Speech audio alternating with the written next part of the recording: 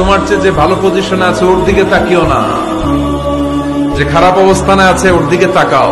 তুমি তোমার অবস্থানে থেকে খুশি নাও, কিন্তু অনেকে আছে তোমার অবস্থানে পৌঁছার জন্য সে লড়াই করে যাচ্ছে আর সংগ্রাম চালিয়ে যাচ্ছে।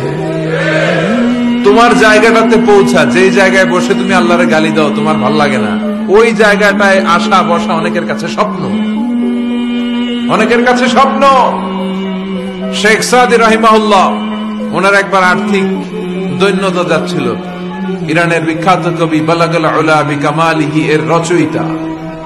টাকা নাই, পয়সা নাই, পায়ে দেওয়ার মতো জুতা নাই।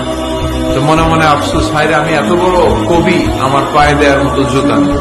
তো আফসোস করে ঘর থেকে বেরিয়ে দেখে একজন ভিক্ষুক ভিক্ষা করে, তার দুইটা পাই নাই। শেখ সাদির পায়ে জুতা নাই, শেখ সাদির পায়ে কি নাই, আর ভিক্ষুকের কি নাই, পাই নাই। উনি সেজদায় পড়ে গেলেন, আল্লাহরে বললেন, আল্লাহ শুকর, আলহামদুলিল্লাহ অনেক ভালো আছি।